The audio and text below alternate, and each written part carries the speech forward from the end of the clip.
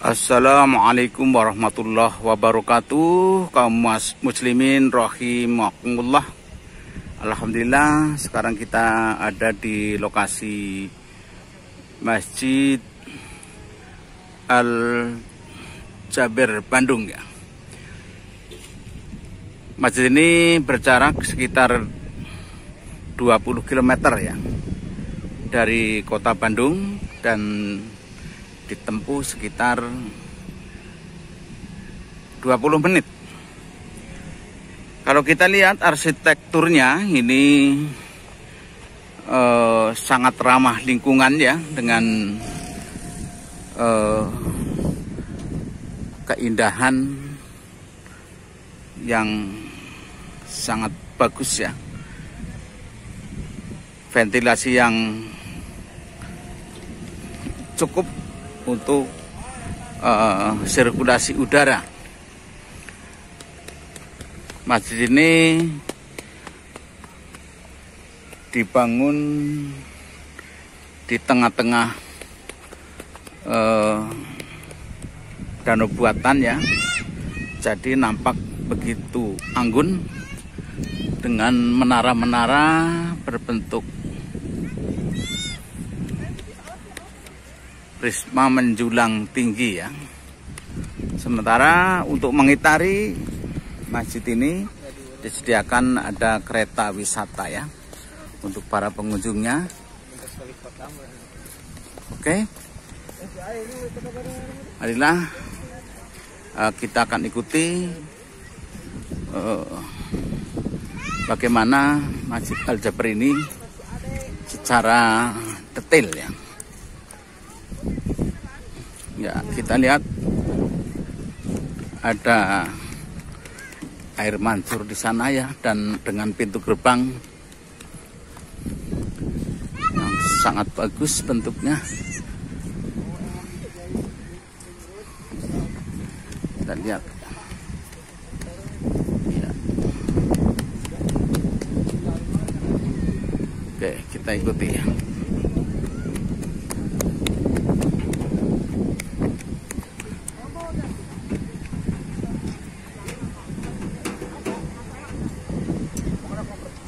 Di sekitarnya banyak sekali orang yang juga memberikan jasa pelayanan kuliner ya, dengan pengunjung dari berbagai daerah, karena ingin tahu bagaimana Masjid Al-Jaber yang sangat terkenal ini. Oke, sekarang kita akan masuki pintu gerbang masjid ya. Kita akan ikuti pintu gerbang masjid.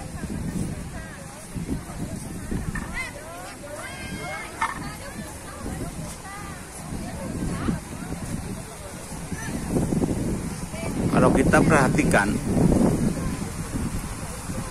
secara umum ini seperti separuh bola ya, tertelungkup. Ini air mancurnya. Kemudian di sana, di seluruh permukaan bola ini ada banyak ventilasi dan pencahayaan. Jadi masjid ini sangat ramah lingkungan ya. Ya, hingga danau buatan yang ada di sekitar masjid, sehingga nampak dari kejauhan ini masjid ini seperti terapung, seperti terapung. Oke, kaum muslimin yang berbahagia, marilah kita akan terus ikuti ke dalam. Oke.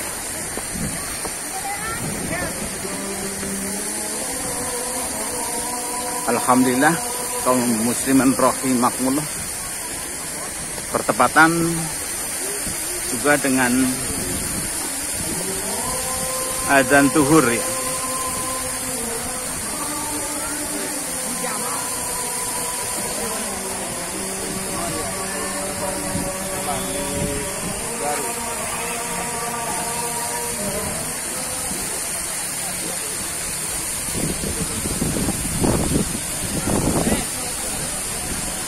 ikuti masuk pintu gerbang sekarang.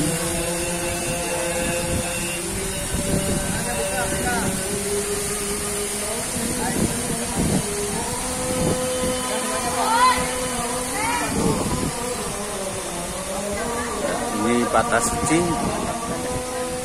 suci ya, dan alas kaki harus dilepas. Oke, nampak halaman masjid dan lorong-lorong terbangun di sini ya. Bagaimana jamaah memasuki tempat wudhu ya. Ini lorong yang dibangun, sementara di sana adalah masjid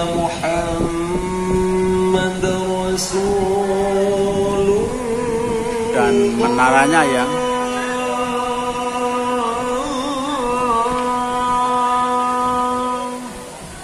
Ya.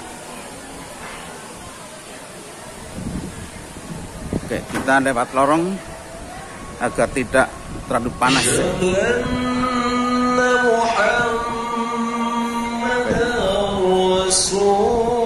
Lorong-lorong menuju ke tempat berwudu.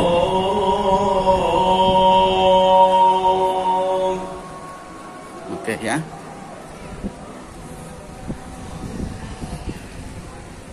Hayya 'alas shalah.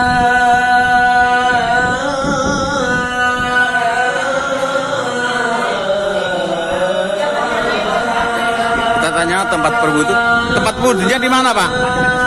Oh itu ya. Oke ya, kita menuju tempat wudu ya. Oke.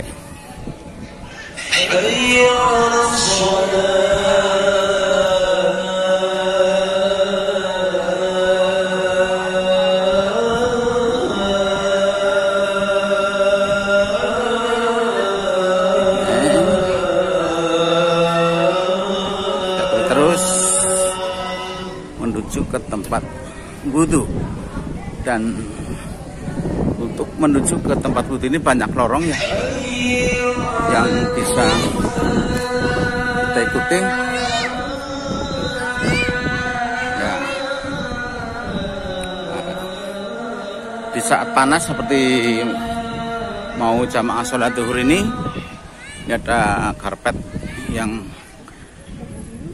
menuntun para jemaah ke tempat berwudu ya, sehingga kaki tidak terasa panas.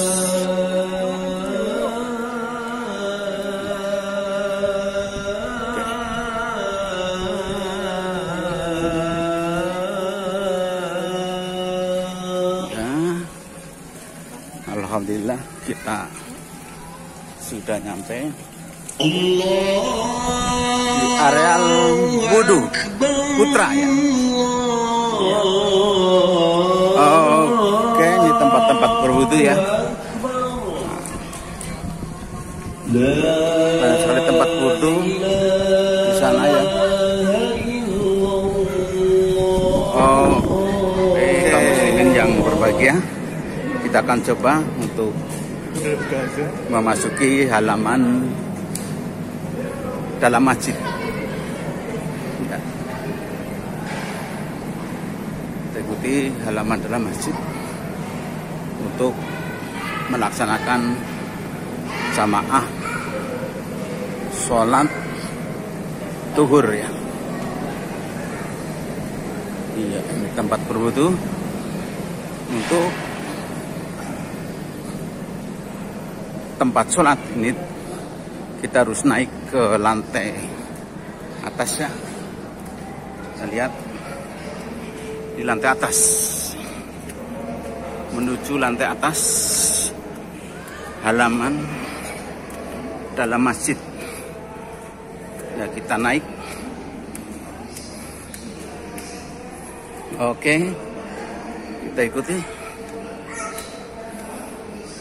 Iya, kita ikuti. Alhamdulillah, ini kita sudah berada di area tempat sholat berbalut karpet warna hijau dan paduan kuning.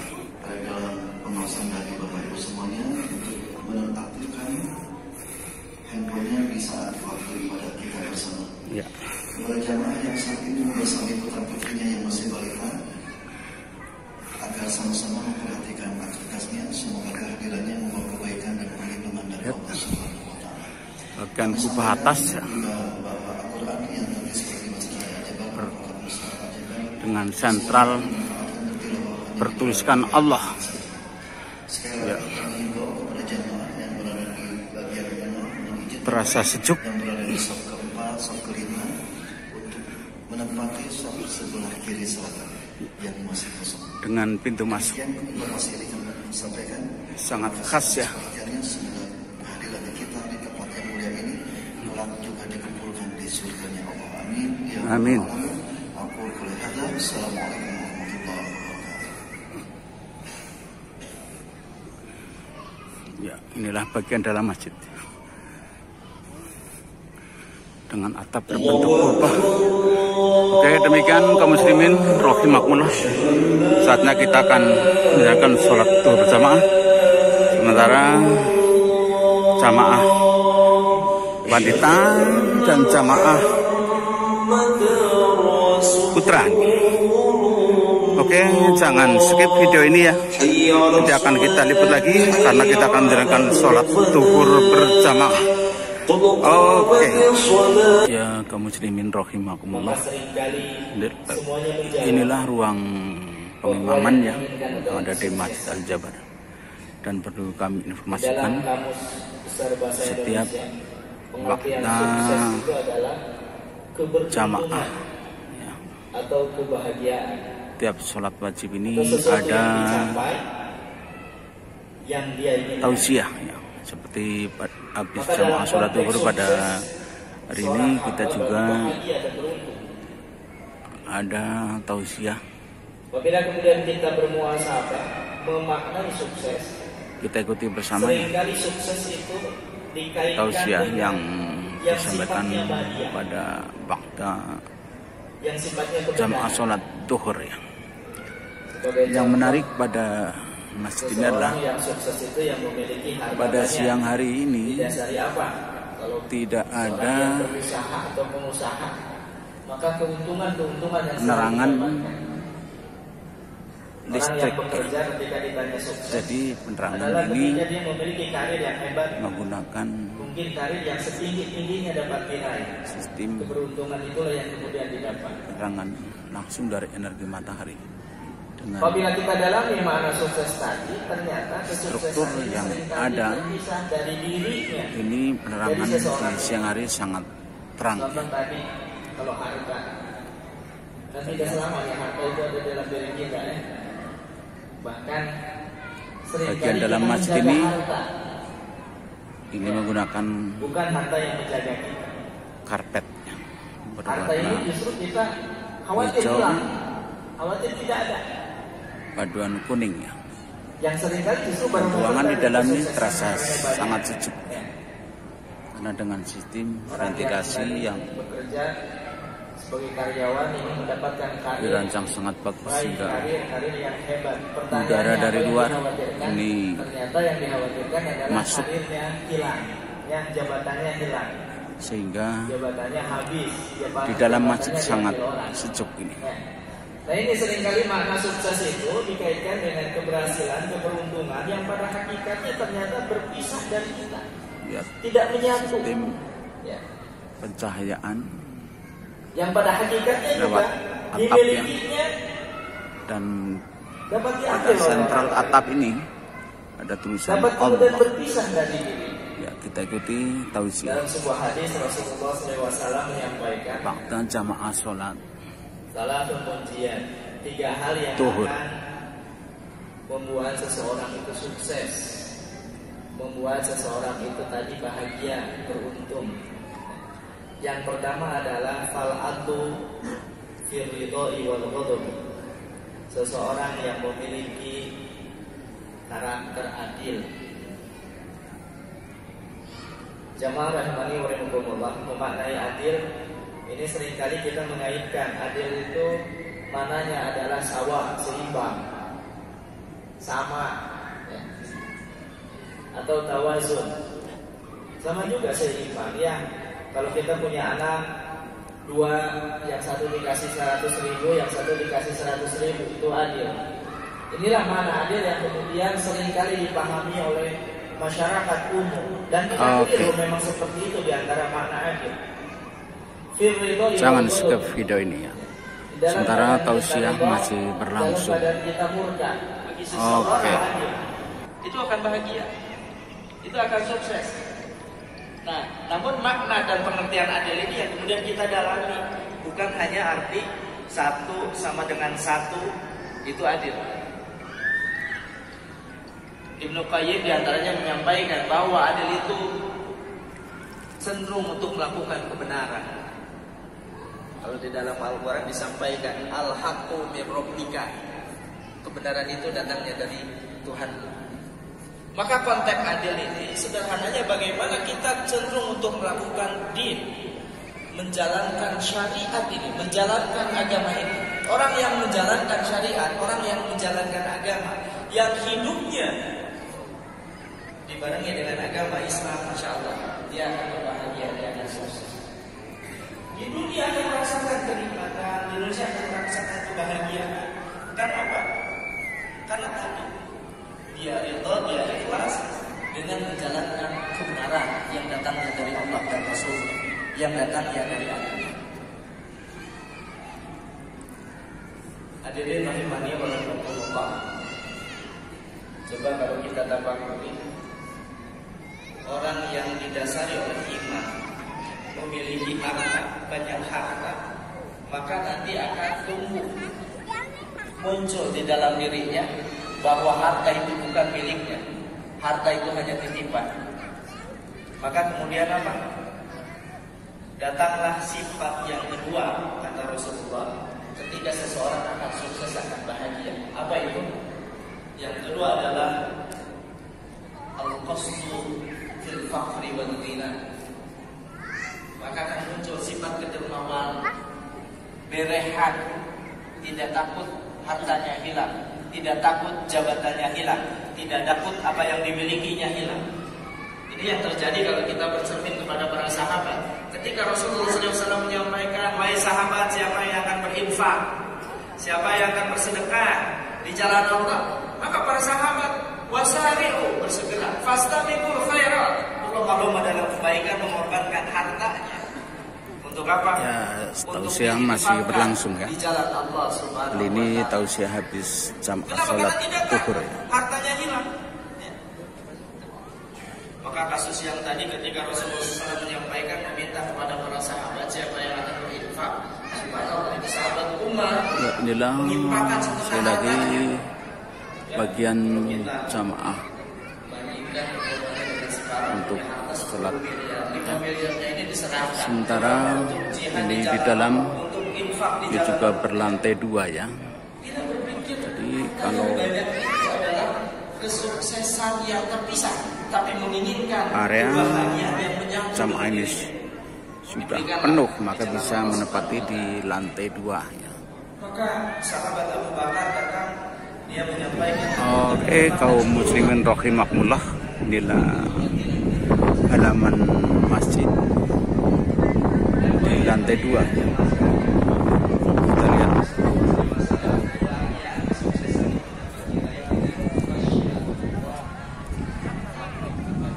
dengan nampak kubah-kubah untuk berteduh dan menara yang menjulang tinggi. Oke ya.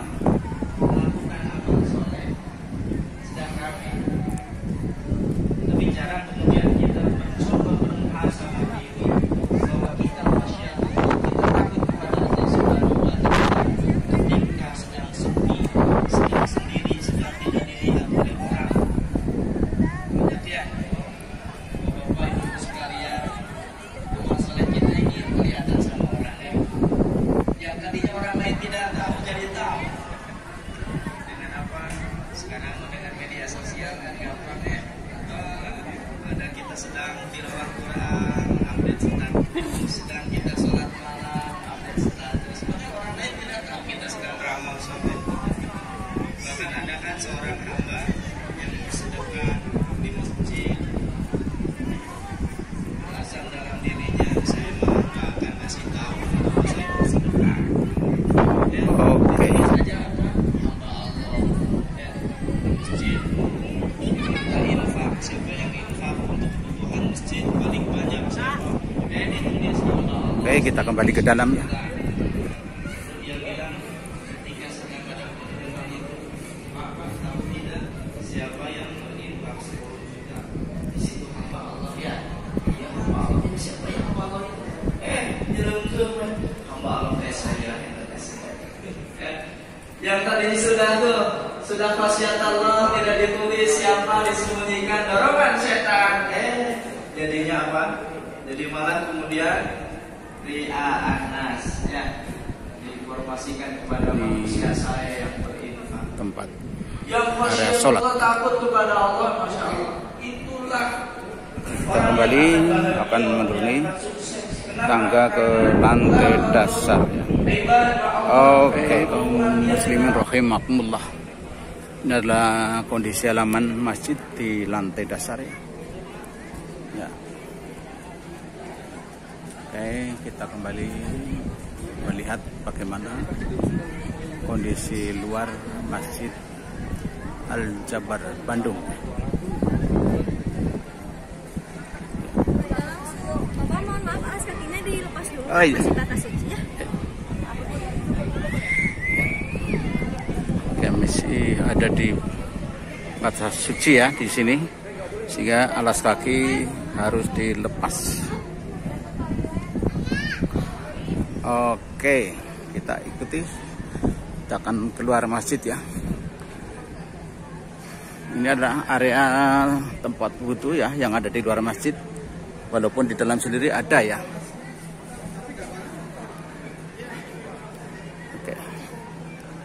Ada beberapa tempat area wudhu ya di luar masjid.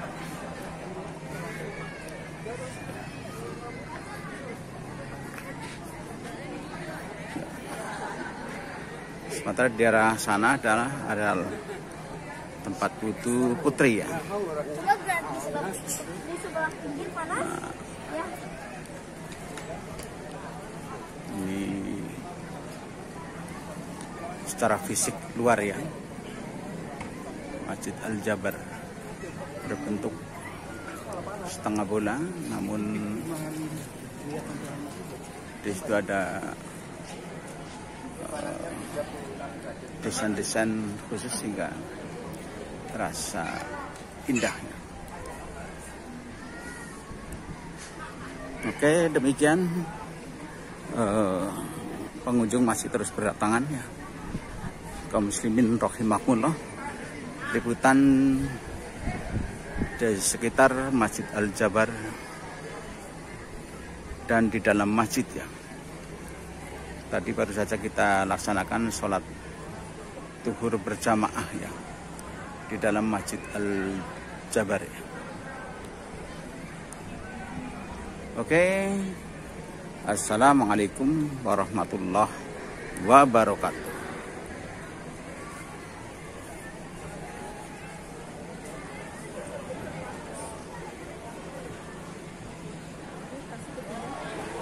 Oke, ya ini penampakan Masjid Al-Jabar dari luar ya. Ya. Oke, dengan halaman masjid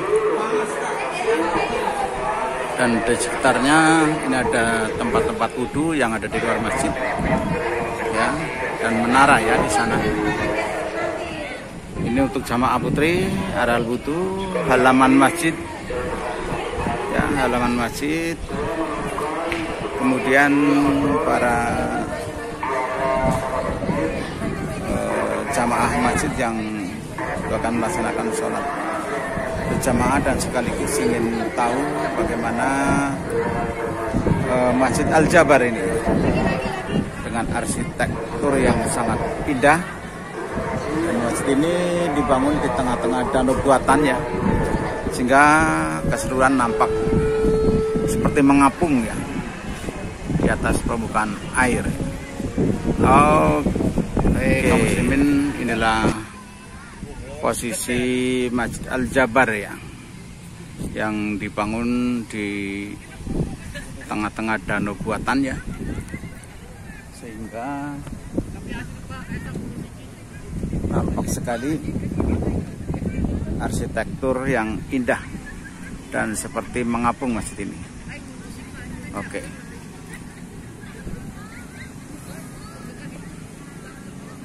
Itu danaunya.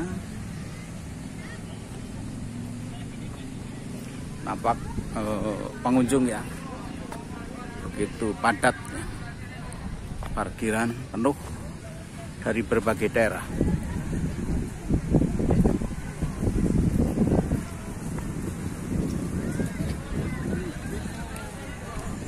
Oke.